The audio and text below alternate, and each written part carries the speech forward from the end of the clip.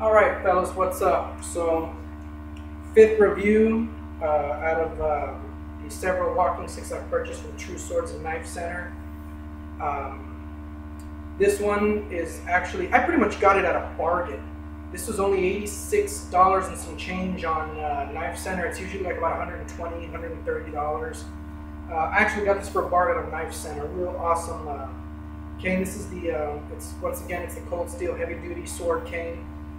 And I've always been intrigued by sword canes ever since the movie. It was either Blind Fury starring Rutger Hauer, in which he stars as a man that is blind and uses a walking stick which has a sword in it. And I was also intrigued by sword canes when I saw one used in the movie Predator 2. Some dude, I think he's like a Jamaican drug lord. He has one last encounter with Danny Glover's character before running into the Predator.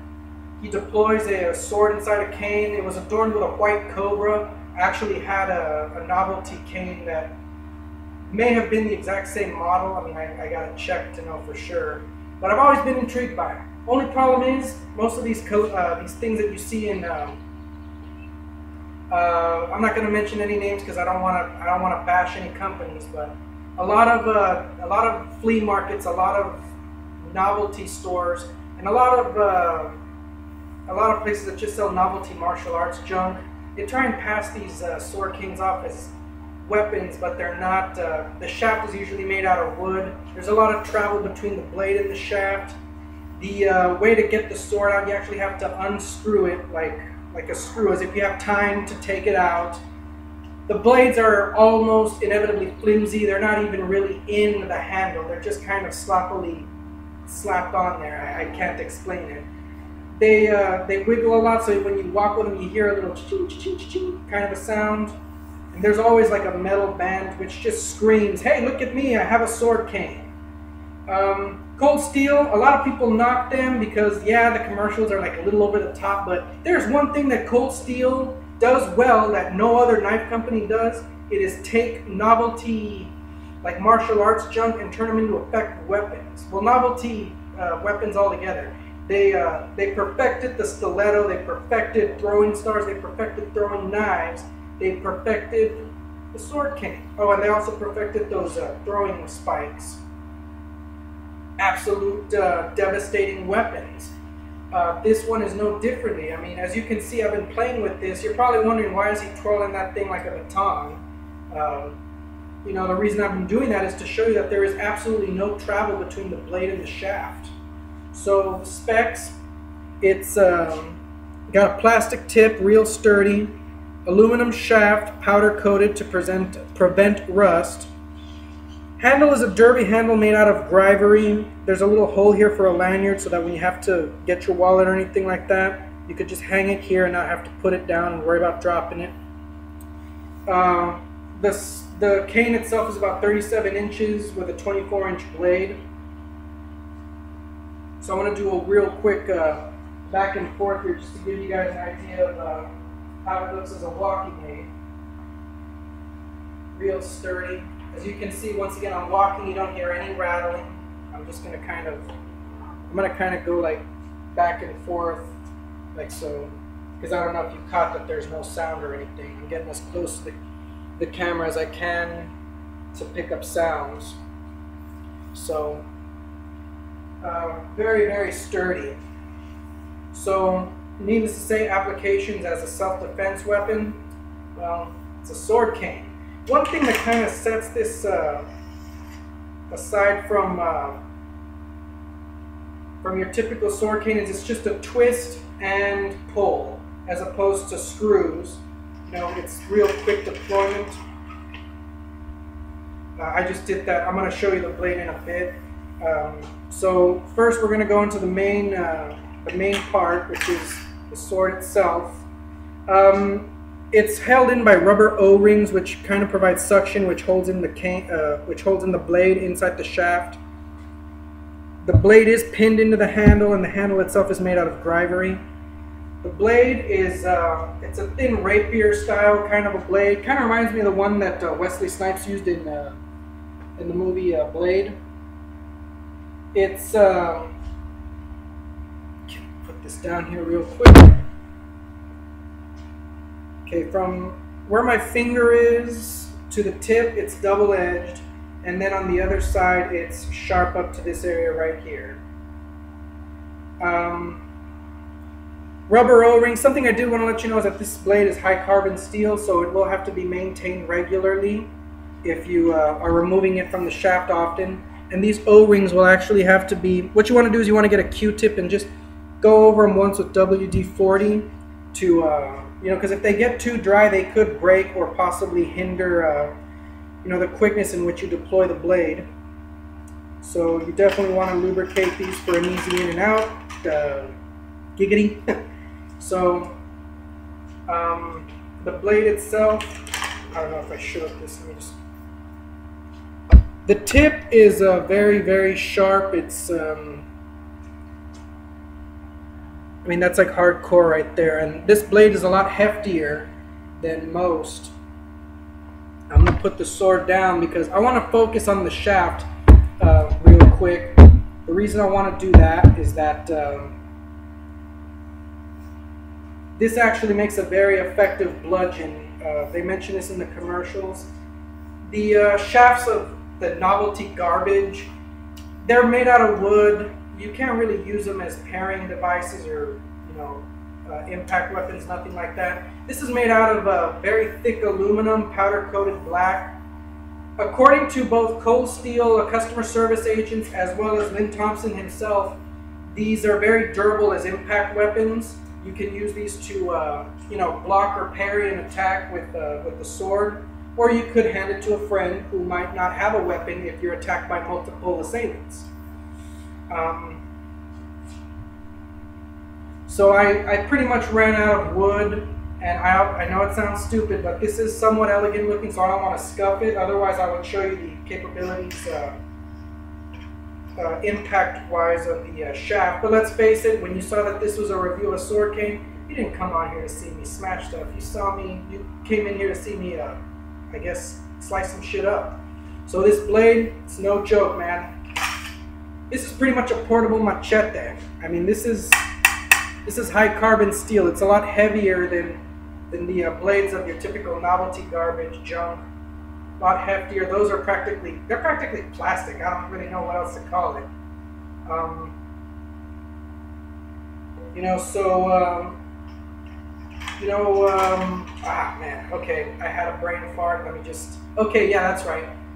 Legality, every state is different. I live in Texas. I guess it's legal in Texas because there was like, you know, on True Sword, there were like a list of states that they wouldn't ship this to, and Texas wasn't one of them, so I guess it's okay. Interestingly enough, I thought that maybe there would be a legality issue with this. I know that daggers, or man, I mean, I don't know. I really got to check the laws. I know that the sword cane may not be popular amongst law enforcement. I know that one was actually used to grievously injure Jim Bowie in a duel. I believe the wielder's name was Morris Wright. So there may, you know, who knows, maybe, you know, Texas lawmakers might take that into consideration, and that's maybe why they have a problem with this. After all, Jim Bowie's a Texas hero, and I mean, I'm no expert, but I'm pretty sure that they wouldn't be cool with a weapon that is synonymous with the injury of a Texas hero. I really got to check that out. I mean, we got Bowie knives here in the South, and I mean, those are like knives that are like this big. So I'm pretty sure that sword canes might be okay. Don't quote me on that. I gotta check. So I'm gonna go ahead and I'm gonna do some slicing tests just to give you an idea. We got, I guess, representing a would-be attacker. We pretty much just have a long cardboard box that most of my canes came in.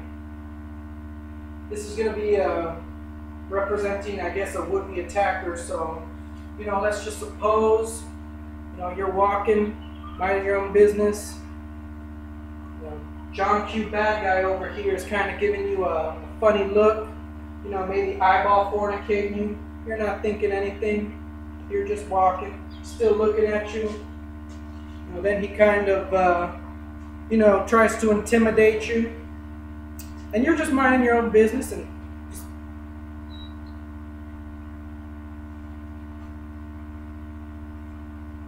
just what? Well, I'm just an invalid over here trying to get by and, you know, live my life. What do you want? Oh, you want my money? Are you serious? You're talking to me. Are you talking to me? Are you talking to me? Who the hell else are you talking to? You talking to me? Who the fuck do you think you're talking to? Alright, whatever. You're not getting any of my money. I'm just gonna keep on walking. Oh my god! Oh my god! What? What now, motherfucker? Huh? Want to take my money?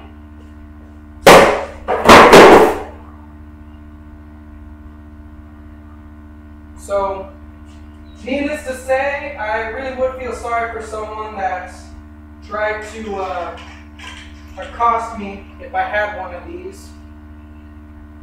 That went right through this cardboard. Show you the other piece here.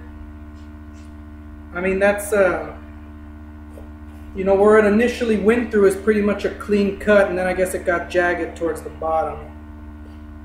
So that was a heavy cut right there. Obviously, like you're thinking, oh, well, he swung the thing like a baseball bat. No wonder it went through. But technically, you know, this is just to give you an idea of how sharp this is. I use these for weights because, I mean, I didn't think it was going to fall. I thought I could use these 5-pound dumbbells as weights. I'm going to have to do it again. So, that was a heavy cut right there. So, I'm going to bring this up a little bit closer.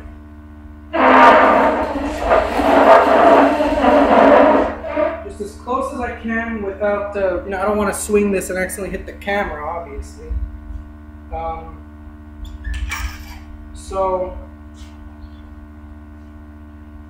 Penetration power, I mean, this is a very, very sharp tip. Just, alright,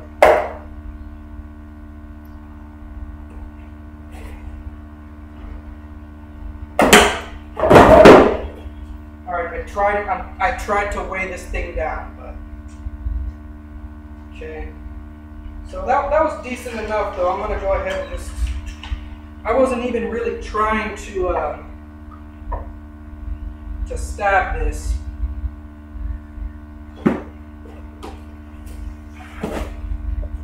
However, get up here real quick. You can see that it has no problem penetrating. I mean, I was, you know, it's just effortless.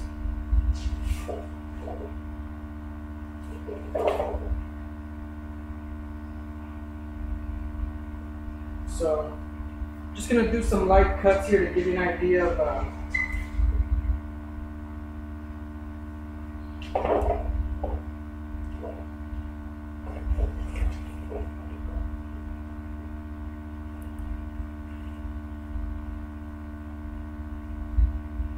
Okay, so just real light cut right here, just like a little tap, just.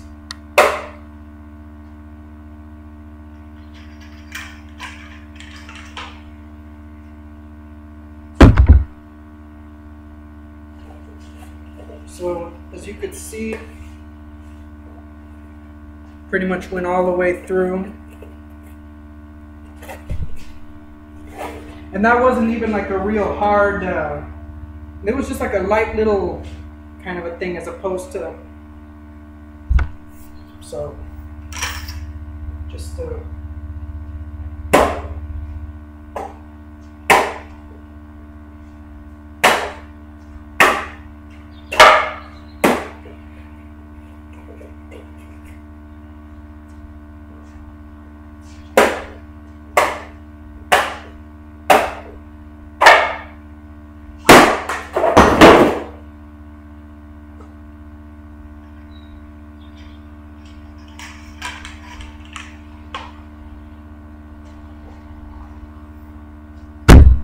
So, put all this back.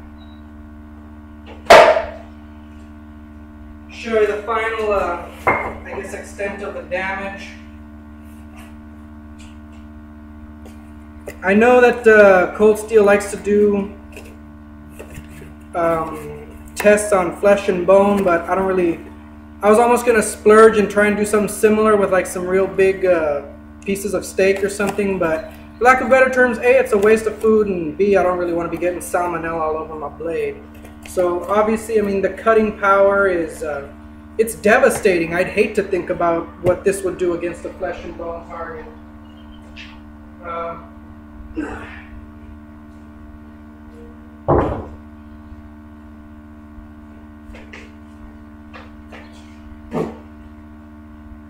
Alright, so let me just get this back here real quick.